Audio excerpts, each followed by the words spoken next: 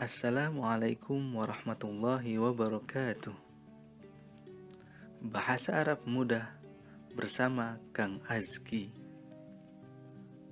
Teman-teman sekalian, pada kesempatan kali ini kita akan mempelajari tentang jumlah ismiyah. Jumlah ismiyah adalah kalimat yang diawali oleh isim. Adapun susunan jumlah ismiyah terdiri dari mubtada dan khobar.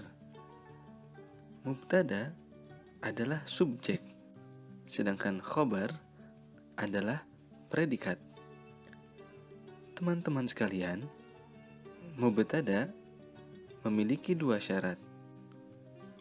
Yang pertama, mubtada harus dibentuk dari isim ma'rifah.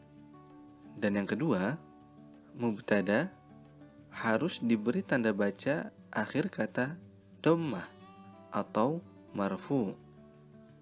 Beberapa isim yang dapat menjadi mubtada diantaranya adalah isim yang diawali dengan alif lam.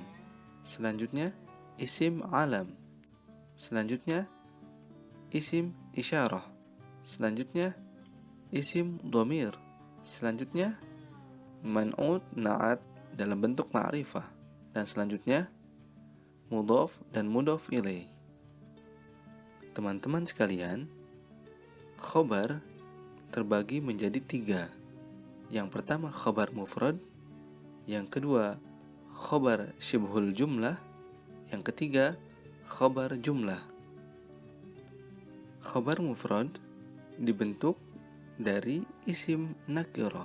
Contoh, at-talibu mahirun, yang artinya mahasiswa itu pandai.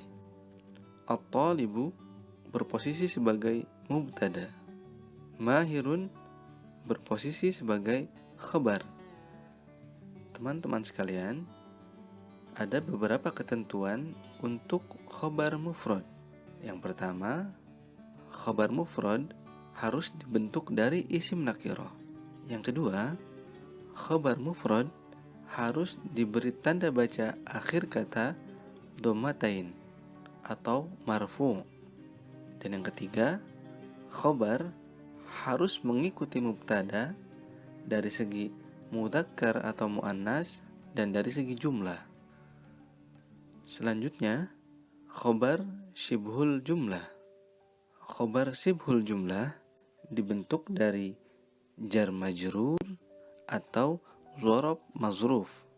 Contoh, at-talibu fil fasli, yang artinya mahasiswa itu di dalam kelas. At-talibu berposisi sebagai mubtada, sedangkan fil fasli merupakan jar majrur yang berposisi sebagai khabar. Teman-teman sekalian, jar majrur merupakan susunan kata yang dibentuk dari huruf jar ditambah dengan isim. Di antara huruf jar, an, ala, min, ila, fi, bi, li. Sedangkan isim yang terletak setelah huruf jar maka diberi tanda baca akhir kata kasrah atau majrur. Contoh, al-faslu didahului oleh fi menjadi fil fasli. Al-madrasatu didahului dengan min menjadi minal madrasati. As-suqu didahului dengan ila menjadi ila suqi. Adapun dzaraf mazruf merupakan susunan kata yang terdiri dari isim dzaraf ditambah dengan isim lainnya. Dzaraf terbagi dua. Yang pertama, dzaraf makan yang menerangkan tempat, dan yang kedua, dzaraf zaman yang menerangkan waktu. Contoh dzaraf makan, amama, wara'a, fauqa, tahta, janiba, khalfa. Sedangkan dzaraf zaman ba'da, qabla. Adapun isim yang diawali dengan dzaraf, maka harus diberi tanda baca kasroh atau majrur. Contoh, al-hadiqatu didahului dengan amama menjadi amamal hadiqati. Az-zuhru didahului dengan ba'da menjadi ba'da zuhri.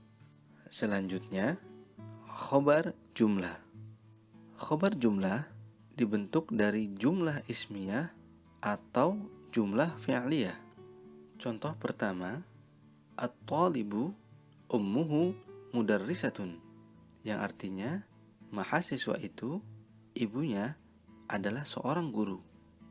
Kata at-talibu berposisi sebagai mubtada, sedangkan susunan kata ummuhu mudarrisatun berposisi sebagai khobar, yaitu khobar yang dibentuk dari jumlah ismiyah.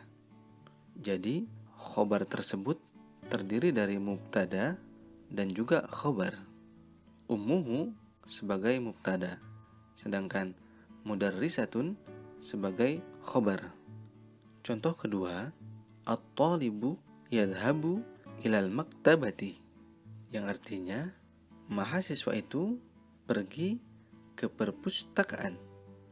Kata at-talibu berposisi sebagai mubtada, sedangkan kata yadhabu berposisi sebagai khobar yang dibentuk dari jumlah fi'liyah.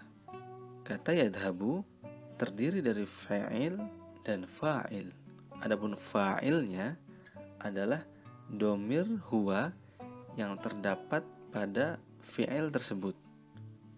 Adapun ketentuan pada khobar jumlah, yaitu khobar harus mengikuti mubtada dari segi mudzakkar atau muannas dan juga dari segi jumlah. Teman-teman sekalian, berikut contoh tambahan di mana mudhof dan mudhof ilaih menjadi mubtada atau khobar, begitu pula man'ut na'at menjadi mubtada atau khobar. Yang pertama, qalamut talibi jadidun, yang artinya pulpen mahasiswa itu baru. Susunan kata qalamut talibi merupakan mudhof ilaih yang berposisi sebagai mubtada, sedangkan kata jadidun berposisi sebagai khabar. Contoh yang kedua, hada qalamut talibi, yang artinya ini adalah pulpen mahasiswa.